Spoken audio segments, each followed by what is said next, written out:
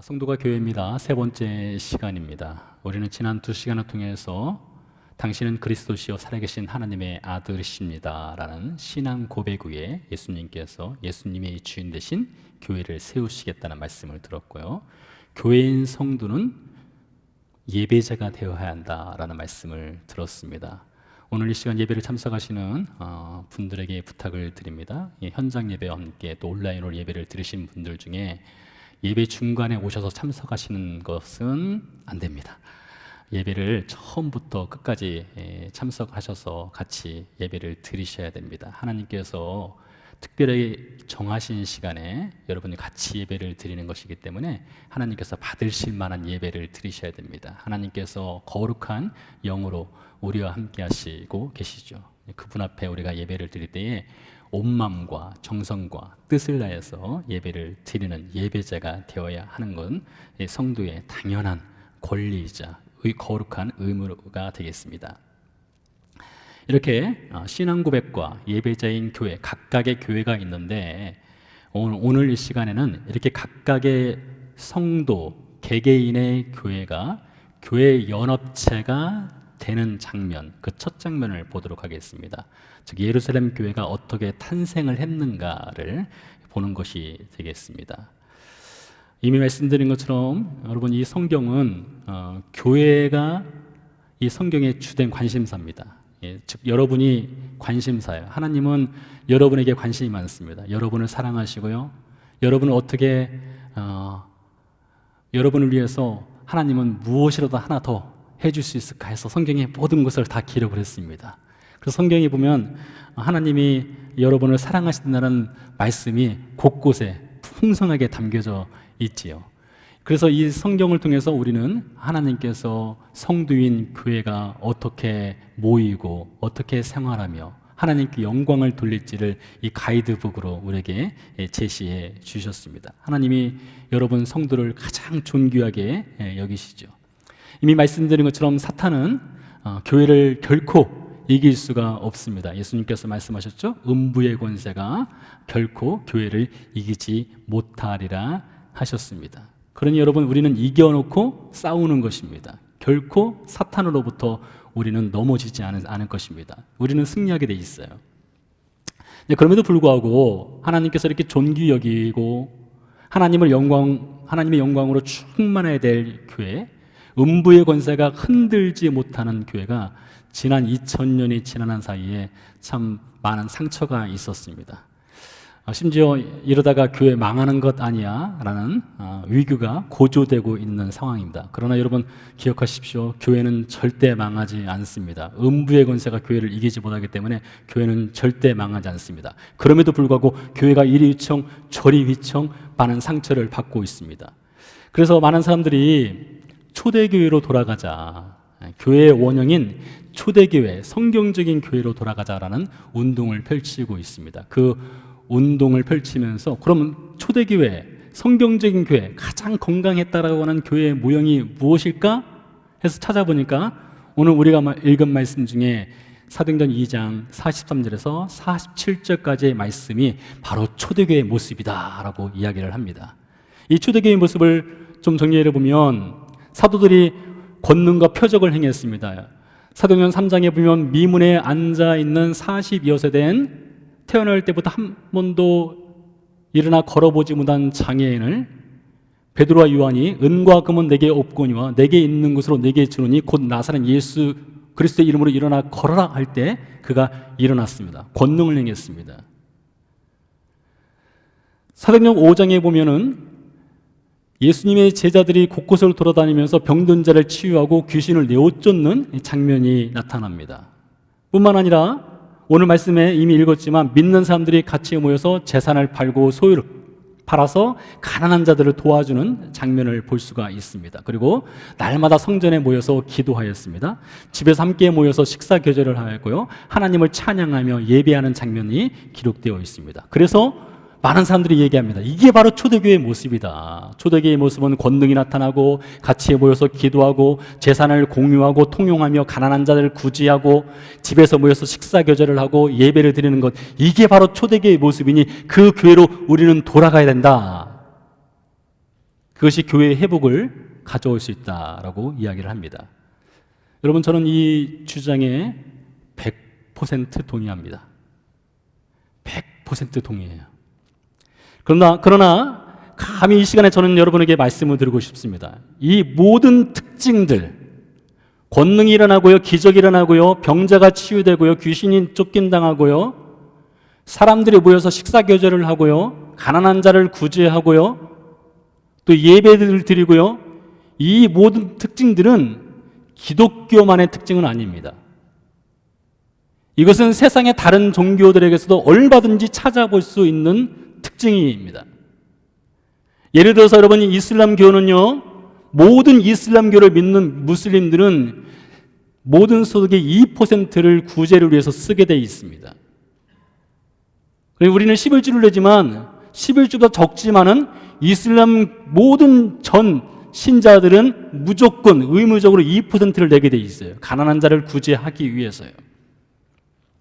그들의 예배는요, 우리보다 더 어쩌면 뜨거울 수 있습니다. 제가 이스라엘에 있을 때에 이슬람 신자들이, 무슬림들이 예루살렘 성전산이라는 곳에 몇 명이 모이는가 하면 매주 금요일마다 5,000명 이상이 모입니다. 그 한여름 태양열이 장렬할 때 3-4시간을 외부에서 광장에 모여서 그들은 사우디아라비아 메카를 향해서 절을 하며 기도와 예배를 드립니다. 어쩌면 우리보다 훨씬 더 열정적으로 예배를 드리는 사람들이 무슬림들일 수도 있습니다. 타종교에서도 얼마든지 집에서 모여서 같이 식사교제를 하고 그들의 신을 찬양하며 예배를 드릴 수 있습니다. 다른 종교에서도 충분히 볼 수 있는 특징들을 사도행전 2장 43절에서 47절에서 찾아볼 수 있는 것입니다. 그렇기 때문에 교회는 그 무엇 이상입니다. 이것만 가지고 우리가 그 교회로 돌아가자, 초대교회로 돌아가자 해서는 안 된다는 것입니다. 그보다 더 중요한 것이 있다는 것이죠. 초대교회가, 즉 각각의 교회인 신자들이 모여서 예배 공동체를 이루게 된 키워드가 되는 말씀은 그 앞에 있습니다. 2장 36절, 37절에서 우리는 교회 연합 공동체가 시작되게 된 키워드를 찾을 수가 있습니다. 말씀은 이렇습니다. 그런즉 이스라엘 온 집은 확실할지니 너희가 십자가에 못 박은 이 예수를 하나님이 주와 그리스도가 되게 하셨느니라 하니라. 그들이 이 말을 듣고 마음에 찔려 베드로와 다른 사도들에게 물어 이르되 형제들아 우리가 어찌할꼬 하거늘. 사랑하는 성도 여러분, 이 두 구절이 교회의 본질을 가장 잘 표현해 주는 구절입니다. 첫 번째는요, 십자가에서 죽은 예수를 하나님이 살리셨고 모든 인생의 주인과 구원자가 되게 하셨다라는 역사적 사실입니다. 두 번째는요, 이 십자가와 부활의 예수에 대한 말씀을 들은 사람들이 형제들아 우리가 어찌할꼬 라는 자기 절망입니다. 그러니까 교회라고 하는 것은요, 구제도 있을 수 있고 같이 모여서 식사교제도 있을 수 있고 가난한 자를 향해서 재산을 팔아서 나눠주는 것도 필요하지만은 그보다 더 근본적으로 교회라고 하는 것은 무엇이 있어야 되느냐? 예수 그리스도의 십자가의 복음과 그 십자가의 복음을 만나는 사람들이 우리가 어찌할꼬, 자기 절망이라는 것이 반드시 필요하다는 것입니다. 그래서 오늘 이 시간에는 오늘 말씀에 나오는 우리가 어찌할꼬라는 자기 절망을 통해서 탄생하게 된 교회의 모습을 살펴보려고 합니다. 때는 대략 주 30년에서 33년경 사이였습니다. 좀 더 구체적으로 들어가면 이스라엘의 절기인 오순절이 시작되는 5월에서 6월 달 사이입니다. 예루살렘 서편 산마루가 있는데 그 서편 산마루에 120명의 사람들이 함께 모였습니다. 한 집에 들어갔습니다. 그들은 무엇인가를 기다리고 있었습니다. 무엇인가면 예수님께서 부활하시고 승천하시면서 약속 한 가지를 해주셨습니다. 약속의 내용은 이렇습니다. 요한은 물로 침례를 베풀었거니와 너희는 몇 날이 못 되어 성령으로 침례를 받으리라. 예루살렘을 떠나지 말고 성령이 오시기까지 기다려라 라는 말씀을 해 주셨습니다. 그래서 그 말씀을 들은 제자들과 120명의 사람들이 예수님의 약속하신 그 성령님을 기다리기 위해서 한 집에 모여서 기도하고 있었습니다. 그 기도가 10일 동안 지속되었고 10일째 되는 날 오순절 날 하늘에서 성령님이 모든 무리에게 임재하셨습니다. 우리가 읽지 않았지만 사도행전 2장 초반에 보면 성령님이 불의 혀처럼 갈라지는 모양으로 모든 사람의 머리에 임재하였고 각 사람은 성령의 충만을 받았다라고 기록이 되어 있습니다. 성령의 충만을 받았다는 말은 제자들의 생각과 말과 행동의 그 결정의 운전대를 성령 하나님이 잡고 있다는 말과 같은 것입니다. 그러면서 이 제자들에게 놀라운 기이한 일이 벌어지게 되었는데 그것은 방언을 말하는 것이었습니다. 스피리추얼 텅을 말하는 것이었습니다. 그래서 그 당시에 예루살렘에 이 오순절 절기를 지키겠다고 예루살렘 주변과 유대 나라와 그리고 전 세계에 흩어져 있던 유대인들과 유대교회에 입교한 사람들이 예루살렘에 적어도 20만 명 이상이 모였는데 그 사람들이 각 나라의 자기 말로 이 제자들이 말하는 것을 듣고 이해를 한 것입니다. 다르게 말하면 한국말로 말하는데 영어를 말하는 사람, 한국말을 전혀 모르는 사람이 영어로 알아듣는 것입니다. 한국말을 전혀 모르는 이스라엘 히브리 사람들이 히브리 말로 알아듣는 것입니다. 그러한 놀라운 일이 벌어지게 된 것이죠. 적어도 16개국에서 온 16개국 언어로 다 들려지는 것이었습니다. 이렇게 귀한 일이 벌어지자 구경하는 사람들이 삽시간에 몰려들었습니다. 제자들은 그 몰려든 사람들 앞에 서게 되었고요. 그 중에서 베드로가 앞에 나왔습니다. 베드로가 군중 앞에서 생애 첫 설교를 이제 하게 되는 장면입니다. 우리는 그 장면 중에 일부를 읽은 것이죠. 베드로의 설교 주제는 이것이었습니다. 예수 그리스도의 십자가와 부활의 증인이었습니다. 베드로는요, 그래서 사도행전 2장을 통해서 구약 성경에서 증언하고 있는 성경 말씀을 통해서 모인 백성들에게 예수께서 죽음 가운데서 다시 살아나셨다라고 하는 것을 차근차근 증명해 보였습니다. 그러면서 32절 말씀에서 이렇게 말을 합니다. 이 예수를 하나님이 살리신지라 우리가 다 이 일의 증인이로다 했습니다. 그 자리에 모인 대다수의 사람들은요, 한 달하고 20일 전에, 즉 6월절, 한 달 20일 전에 6월절이 있었는데요. 그 6월절 날이 들어가는 금요일 오전 9시에 한 3년 정도 이스라엘 전사회를 떠들썩하게 했던 갈릴리의 젊은 청년 예수의 죽음을 직접적으로 간접적으로 목격하고 십자가에 못 박아라 외쳤던 사람들이 그 자리에 같이 있었습니다. 이 사람들은, 지금 베드로 앞에 서 있는 사람들은 대다수가 예수를 십자가에 못 박아라 했던 사람들이었던 것입니다.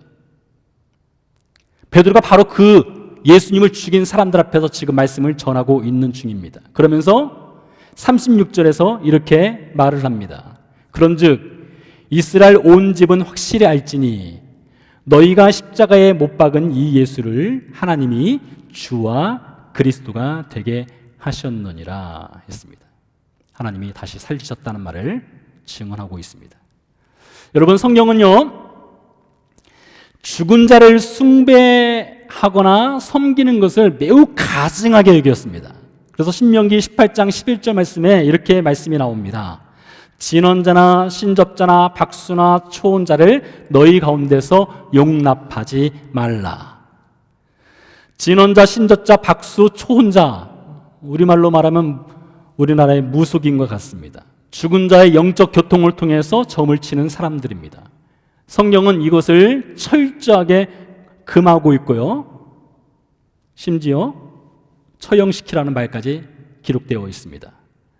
만일 예수께서 부활하지 않았음에도 불구하고 다시 살아나셨다는 거짓에 근거하여 죽은 예수님을 삶의 주인과 구원자로 섬긴다면 이는 성경이 엄히 금하고 있는 죽은 자를 숭배하는 것이 되는 것이죠. 그러니까 여러분, 베드로와 120명의 제자들이 예수님이 죽었는데 그리고 살지 못했는데 살아났다는 거짓말에 근거해서 그를 섬기게 되면 성경의 법을 그들은 어기고 있는 것입니다. 근데 다시 살아나셨거든요. 베드로가 예수님의 살아나신 것을 직접 그 두 눈으로 목격했거든요. 그래서 그 두 눈으로 목격한 것을 근거로 백성들에게 담대하게 부활을 증언을 하였습니다. 자, 이제 백성들의 반응을 보도록 하겠습니다. 37절 말씀입니다.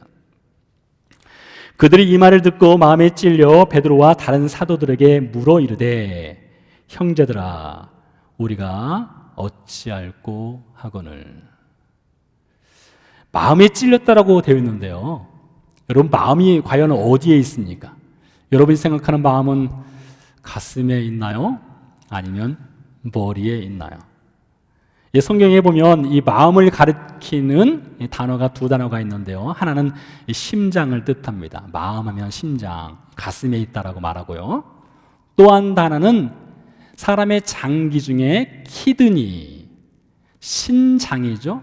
심장과 신장, 이 키드니에 마음이 있다라고 성경은 또한 이야기를 합니다. 그런데 사람의 장기 중에 이 키드니라고 하는 장기는 장기의 가장 깊은 곳에 숨겨져 있는 장기가 되겠습니다.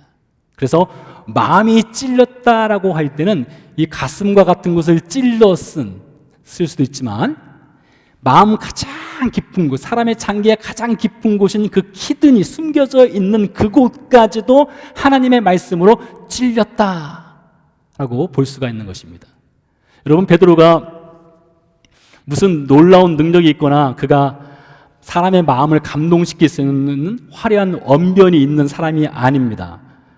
오늘 여러분께서 기회가 되신다면 사도행전 2장을 잘 읽어보세요. 읽어보시면 베드로의 설교가 그렇게 능력 있는 설교를 그가 화려하게 한 것도 아니었습니다. 뿐만 아니라 베드로는 한 달 20일 전만 하더라도 두려움 속에서 예수님을 부인하고 저주했던 사람입니다. 예수님이 다시 살아나시기까지 베드로뿐만 아니라 모든 제자들이 두려워서 한 집에 숨어 지내기도 했었습니다. 예수님 부활하신 것을 직접 목격했음에도 불구하고 베드로 어떻게 합니까? 나 다시 돌아갈래 하고 갈릴리 어부 생활로 돌아갔던 사람이 바로 베드로입니다. 그랬던 베드로가 한 달 20일 만에 예수님을 죽였던 사람들 앞에서 당신들이 죽인 예수를 하나님이 죽음 가운데서 살리셨다라고 말씀을 전하고 있는 것이죠. 근데 놀랍게도요, 베드로의 설교는 몸이 건조하고 별로 그렇게 탁월한 설교가 아니었음에도 불구하고 성령께서 베드로를 통해서 분명하게 지금 말씀하고 계신 것이었습니다. 지금 베드로는 성령님에게 온전히 사로잡혀서 하나님의 말씀을 전하고 있었고, 성령께서 베드로가 전하는 아주 그 플랫한 몸이 건조한 메시지였지만 그 메시지를 통해서 사람들의 그 키드니, 그 마음 깊은 곳까지 성령께서 지금 만져주고 계신 거였습니다. 그로 인해서 백성들이 보인 반응이 형제들아 우리가 어찌할꼬 라는 절망 속의 외침이 있었던 것입니다. 전 이 말씀이 참 좋습니다. 왜 그런가 하면 여러분 아시다시피 제가 말씀을 참 잘 전하는 사람도 아니고 말도 더듬는 사람이고 가끔 이렇게 흥분해서 높낮이 고저가 잘 조절이 안 되는 사람이지 않습니까? 말하면서도 제가 도대체 무슨 말 하는가 가끔 헷갈릴 때가 있는 사람입니다. 그러나 분명한 것은 성령 하나님께서 이 시간을 사용한다는 것은 너무나 자명한 사실입니다. 성령 하나님께서 여러분의 마음 깊은 곳을 누가 말씀을 전하든지 그 말씀 가운데 말씀을 통해서 성령 하나님께서 여러분의 그 마음 깊은 곳을 만져주실 수 있다는 것입니다.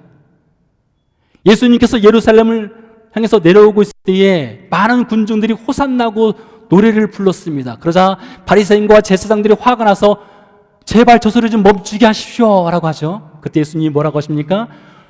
돌들이 소리치리라 했습니다. 그러니까 예수님께서는 돌들을 이용해서도 하나님 말씀을 전하실 수 있는 분이시죠. 그러니 이 돌 같은 사람을 통해서도 성령께서 오늘 여러분에게 지금 역사하실 수 있다는 것입니다. 저는 지금 그것을 의지해서 여러분에게 말씀을 전하고 있는 것이고요. 사랑하는 성도 여러분, 오늘 이 사람들이 베드로가 전하는 예수께서 죽음 가운데서 다시 살아나셨다는 이 메시지를 듣고 형제들아 우리가 어찌할꼬 라고 하는 자기 절망 속에서 외침이 있었는데요. 교회라고 하는 것은 바로 여기에서 시작되는 것입니다. 교회라고 하는 것은 우리가 어찌할꼬라는 자기 절망의 외침이 없이는 교회가 절대로 시작할 수 없습니다. 여러분, 성도의 믿음이 마찬가지입니다. 성도의 신앙이 마찬가지예요. 여러분이 구원받는 건 또 마찬가지입니다. 우리가 어찌할꼬라는 이 절망에 빠져 있지 않으면 절대 그 누구도 예수 그리스도를 자신의 구주로 영접할 수 없는 것입니다. 우리가 믿는 기독교는요, 사람의 정신건강이나 심리적 안정이나 평안이나 행복이나 인생을 보람차고 가치 있게 사는 법을 알려주는 가이드북이 아닙니다. 이 성경은 그런 가이드북이 아니에요. 물론 있지만 그것이 중심이 아닙니다. 믿음의 본질, 이 신앙의 본질은 무엇입니까? 이 신앙으로 들어가기 위해서는, 성도가 되기 위해서는, 교회 연합체가 되기 위해서는 반드시 거쳐야 될 것이 있는데 우리가 어찌할꼬라는 자기 절망입니다. 우리가 어찌할꼬라는 자기 절망에 부르짖음이 있으면 그에 대한 해결책이 바로 이어서 나옵니다. 무엇입니까? 너희가 회개하여. 그러니까 두 가지가 반드시 필요한 거예요. 교회 연합체에는요. 첫 번째는요, 우리가 어찌할 거고요. 두 번째는요, 너희가 회개하여. 이것입니다. 이 성경은요, 여러분, 절대로 부드러운 말씀이 아닙니다. 구약 성경을 읽어보세요. 구약 성경 특별히 선지서를 읽어보면 이 선지서에는 매일 폭풍이 내려칩니다. 폭풍우가 내려쳐요. 말씀을 읽어보면 이스라엘 백성들에게 하나님이 늘 주시는 메시지가 무엇이냐? 회개하라, 회개하라, 회개하라. 그 메시지뿐입니다. 회개하지 않으면 널 멸망한다. 이 메시지가 구약 성경의 중심된 메시지입니다. 여러분, 지금부터 2000년 전 혹은 3000년 전에 구약 백성들에게만 그 회개란 메시지가 해당될까요? 그렇지 않습니다. 사람 잘 바뀌지 않습니다. 그때 사람이나 지금 사람이나 똑같습니다. 지금도 마찬가지로 하나님이 다시 성경을 쓴다면 어떤 말씀을 주로 쓸까요? 바로 구약 성경 시대에 기록된 회개하라, 그 메시지가 쓰여질 것입니다.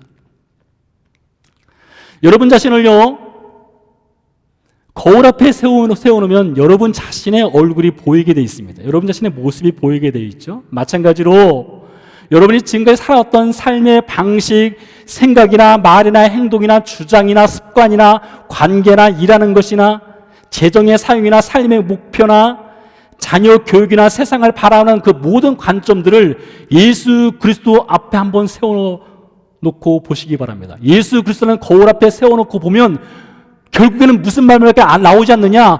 제가 어떻게 해야 되겠습니까?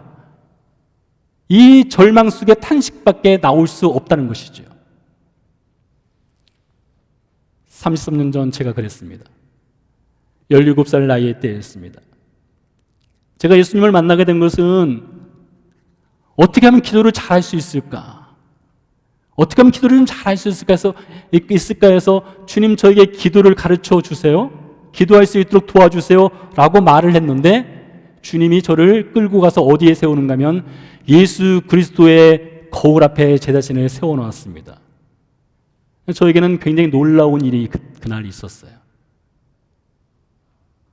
제가 심지어 5살인가 6살 때 어느 집을 마을을 이렇게 지나가다가 그 집 안쪽에 썰매가 하나 놓여 있었는데요. 그 썰매를 내가 훔쳐야 되겠다.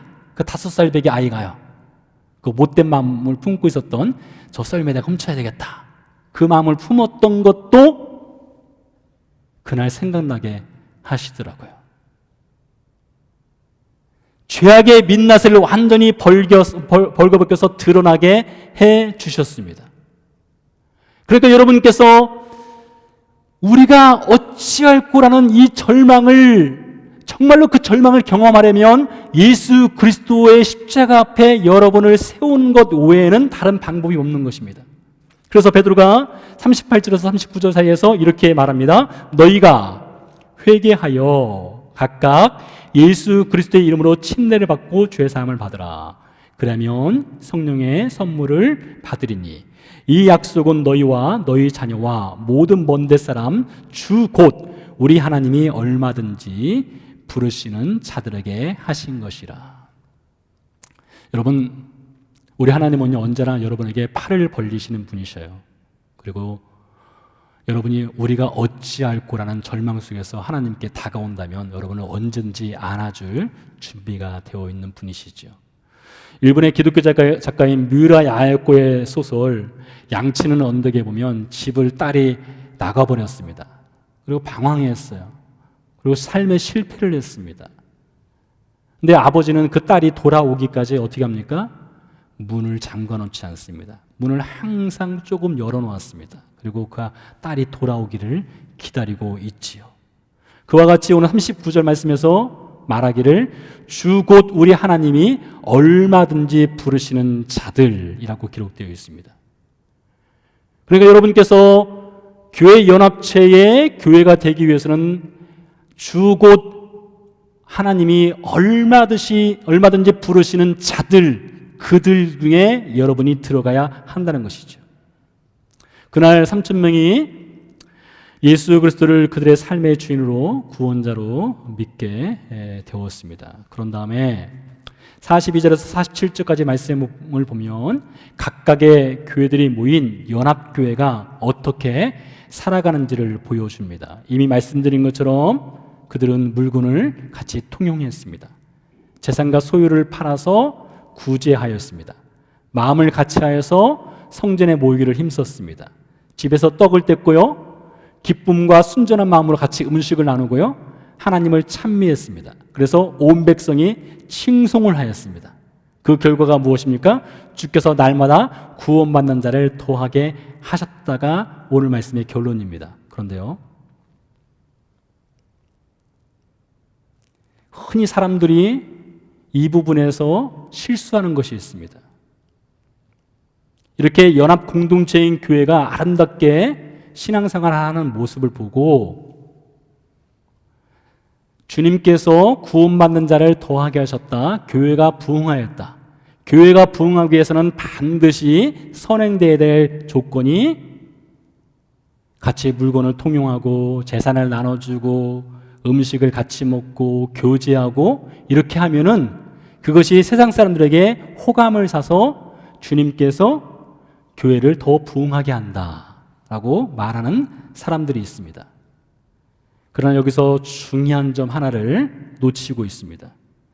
당시 교회 연합 공동체가 같이 식사 교제를 한 것 참 아름다운 것입니다. 같이 성전에 모여서 기도한 것 본받아야 될 것입니다. 재산과 소유를 팔아서 가난한 자를 구제한 것 당연히 해야 되는 것입니다. 그러나 그것이 교회를 부흥케 했느냐? 그것이 주님께서 구원받는 자를 더하게 하셨느냐? 그것은 아닙니다. 그것은 절대 아닙니다. 하나님께서 교회에 구원받는 자를 더하게 하신 유일한 방법은 형제들아 우리가 어찌할꼬 라는 자기 절망과 십자가 앞에서 그 자기 절망을 내려놓고 예수 그리스도 없이는 구원받지 못한다는 그 탄식 속에서 주 앞에 죄를 고백하는 것, 그것 외에는 주님께서 구원받는 자를 더하는 방법은 없습니다. 예수님께서 복음을 전하실 때에 물고기 2마리와 보리떡 5개로 5,000명을 먹였습니다. 놀라운 기적을 행하셨습니다. 그것을 통해서 사람들이 그리스도인이 되었습니까? 그리스도인 되지 않았습니다. 예수님께서 무리를 걸으셨다고 해서 사람들이 그리스도인이 되었습니까? 그렇지 않습니다. 그리스도인 되지 않았습니다. 예수님께서 나사로를 살렸다고 해서 수많은 사람들이 그리스도인이 되었을까요? 그렇지 않습니다. 그것을 통해서 사람들이 그리스도인이 되지 않았습니다. 무엇을 통해서 사람들이 교회의 일원이 되고 구원받은 신자가 되었습니까? 십자가뿐입니다. 십자가뿐이에요.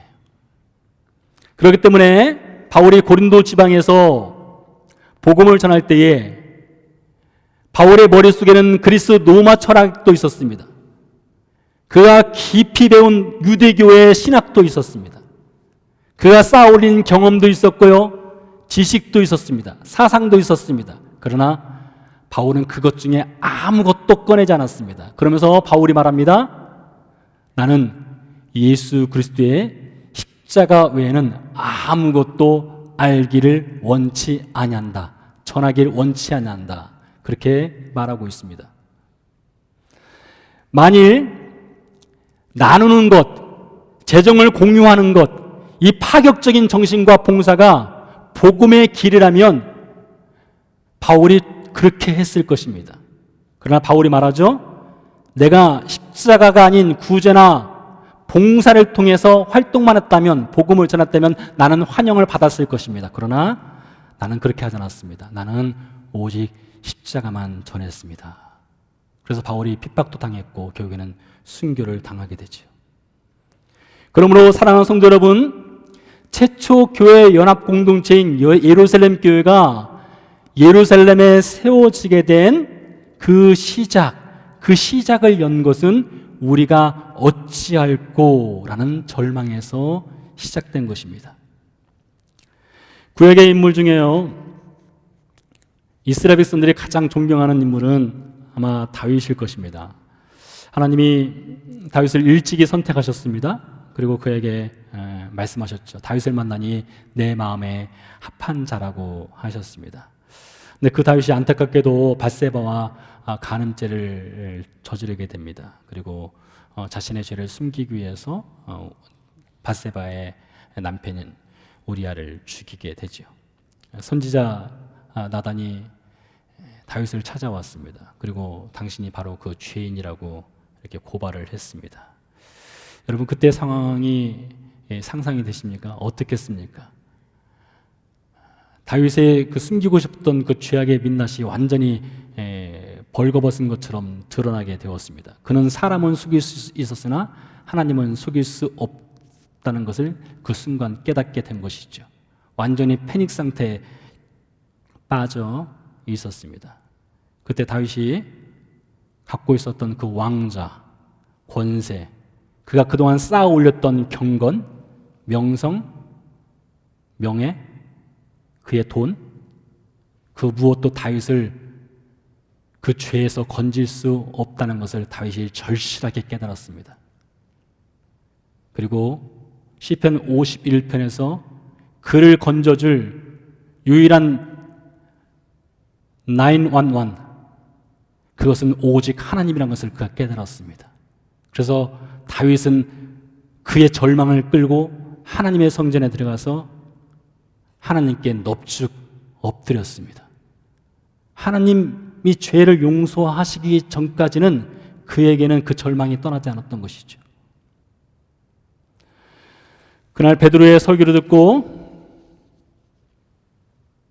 구원받은 이 3,000명의 사람들, 이 3,000명의 사람들도 마찬가지입니다. 그 사람들도 종교적 열심이 있었던 사람들이었습니다. 성전에 가서 수없이 수많은 희생 제물을 드렸던 사람들이었습니다.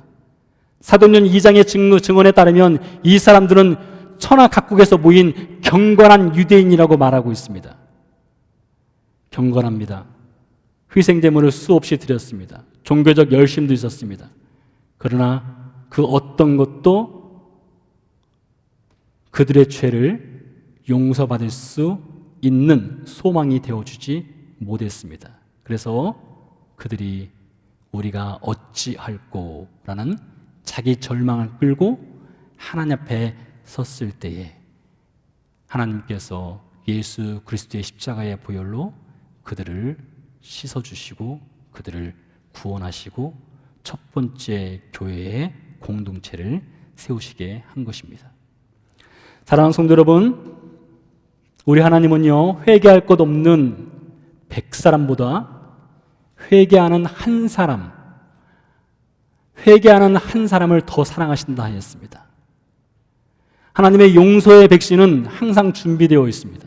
여러분 가운데 신앙생활을 그동안 쭉 해오셨지만 신앙생활에 기쁨이 없으신 분들, 신앙생활을 해왔지만은 예수 그리스도의 그 십자가의 그 진리를 아직 깨닫지 못하신 분들, 교회 공동체 안에 있지만은 교회 공동체 안에서도 외톨이로 무엇인가 홀로 있다고 느껴지시는 분들, 아직 주님을 가까이 가서 주님과의 깊은 교제의 장으로 들어가지 못하신 분들, 그 이유가 과연 무엇일까요? 그 이유는 우리가 어찌할꼬라는 자기 절망이 없기 때문입니다. 그 자기 절망을 여러분 반드시 경험해야 됩니다. 그 자기 절망을 경험하는 방법은 여러분을 예수 그리스도의 십자가 앞에 세우는 것 외에는 다른 방법이 없습니다. 기도하시겠습니다.